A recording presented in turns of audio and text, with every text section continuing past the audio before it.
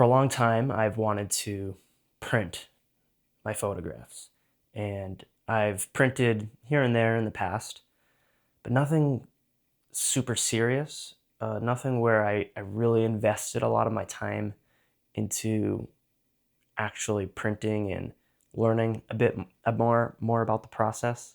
I've always wanted to print and sell my work to some extent, and I have done that as well in the past, but not something like that I put a lot of my energy and time into. And so I kind of just did it, finally. Really want to do something, but that's something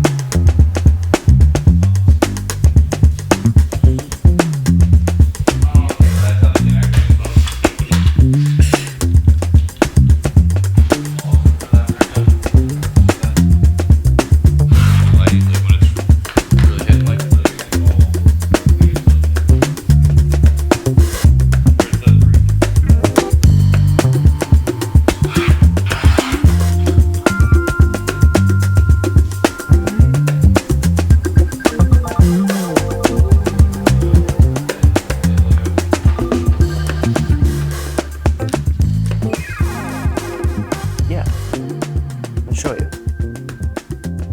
One of the photos I printed, oh, that's some glare. It's just in an IKEA frame, but I really love this photograph that I took. I think that's such a, the word I want to use is beautiful experience. Taking a photograph from, this was 2003, so 3 years ago now, and it's finally reaching its almost, I guess, yeah, it's finally reaching its final form. And it's such an important experience that we should have as photographers, to let our work live in a completely different form than it's lived its entire life. However long those 3 years, this has always just been a file on my computer. And now it's a living, breathing thing. Okay, it's not actually living, although the more I look at this photo and the more it does feel like it's actually, I don't know, it's kind of feels like it's living with the eyes. A little backstory behind this photograph. I took it in Chinatown. It's a combination of like a beauty salon, really cool, like vintage looking poster art on the window. And then you have the reflection of lanterns in the street behind me, the lanterns in Chinatown. I really liked that abstract element of how the lanterns sort of turn into these little orbs, and so much texture, and you have the texture of the actual poster art or whatever that's on the window, and then the texture of what's being reflected behind me. So there is some depth in the photo, which I really like. I don't really talk about my work that much, to be honest with you guys, and I don't know, I'm proud of this photograph, and that's why I wanted to print it and share it with all of you. But going back to why I'm printing, I think I've just been putting it off for a very long time, and I did think at first I was gonna buy a big printer and then learn that whole process. Maybe I'll do that in the future, but I wanted to really get into it first and learn a bit more about it before I did something like that. So such a conveniently timed message arrived into my DMs. It was from Chris, who runs a lab in Williamsburg, Positive Print Lab. Told me to come through and offered a free print just to test out his services, and away we went, because I think I just needed that little push to get me to actually start putting some time and energy into this.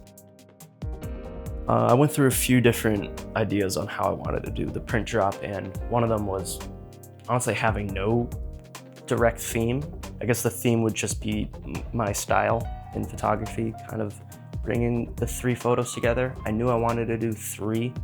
I ended up going with doing a theme, and that theme was 3 years that I've lived in New York, 1 photo for each year.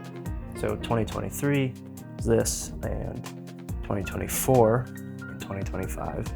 It was difficult trying to find 3 photos from each year. I mean, 3 photos for the 3 years, and have all 3 photos sort of work with each other.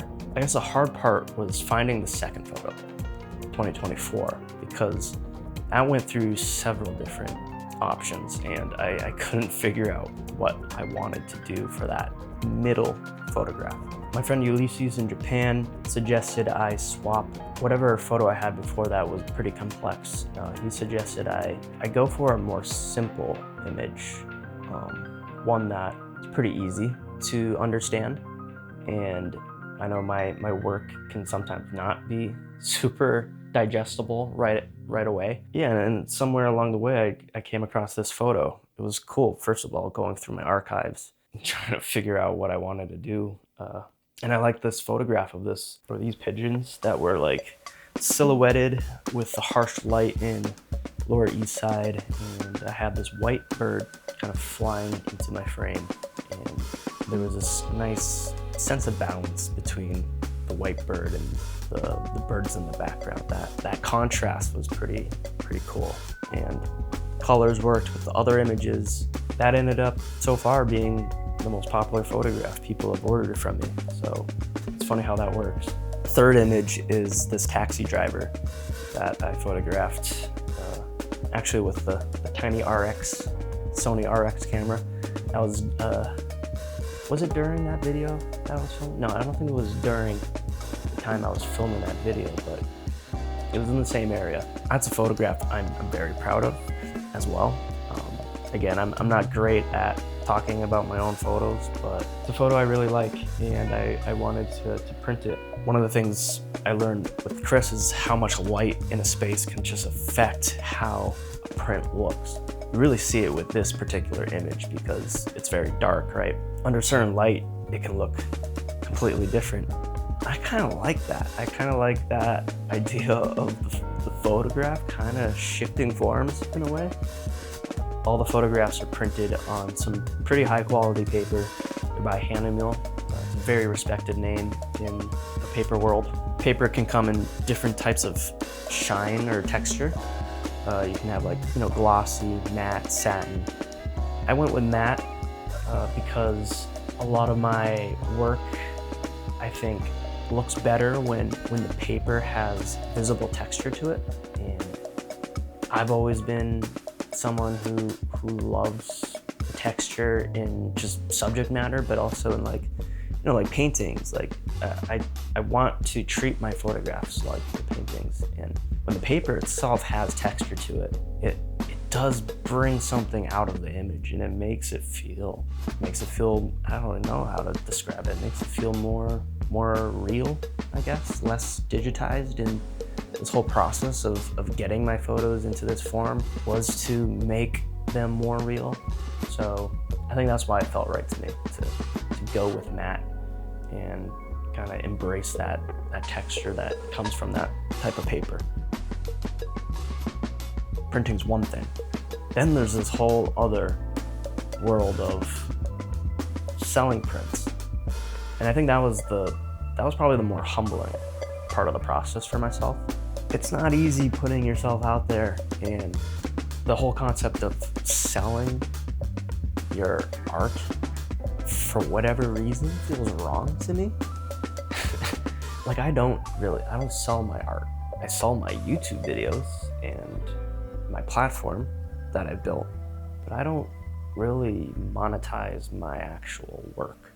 So trying to figure out pricing and all that was a very interesting experience. And I have to account for the time I put into it, the printing costs, and how I value my own work. I think that's kind of why I've avoided even selling my art. I have no problem valuing, setting a value on what it takes to make a video, because that's kind of my job. I've learned that through experience, and I guess through experience you can learn how to price your work as well. I set this print drop up almost in an experimental sort of way. So it's limited time open edition, meaning 3 photographs that you can buy during the month of March. Limited time, it closes when the month's over. It's not a common way of doing it. I think most people will go for limited edition, but I wanted to get a sense for myself, like what's the interest in people buying photographs. And I had a conversation with someone a few days ago about how most people actually find the value of the work. It's not in the work itself, it's in the scarcity of the work. And that was very eye-opening. It doesn't matter what the photograph is or how much you like the image. You need to create the value through that scarcity. That was something I sort of kind of already knew, but I almost needed to do this to kind of learn it for myself. And here we go with like valuing my work. It's such a such an interesting concept. So I had to build out a new page on my website to sell these prints. I use Squarespace. They're a longtime sponsor of my YouTube channel, also sponsoring today's video as well. So thank you to them. I wanted there to be this cohesive design language to the print shop page and also have it reflected on the certificate that comes with each print. So I opted for this bright splash of red, and actually, honestly, it was inspired by the red IKEA frame that I had lying around. I just really loved how that looked with the photos, and I like that it feels bigger and different than any other page of my website because, you know, I feel like it should. Working within Squarespace is incredibly easy. It just makes sense, you know, and I was able to design the page to look uniquely different on mobile and desktop. Integrating the store, setting costs, and designing the individual pages was very seamless as well.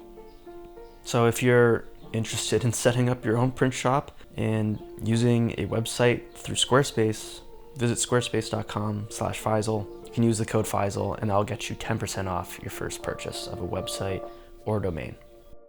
I'd be interested to hear what you guys, if any of you have experience doing this, selling prints and whatnot. Please share in the comments. Maybe advice you have to anyone else who's watching, you know? We can all learn together. I will certainly learn from whatever you guys have to say. I've really enjoyed it so far.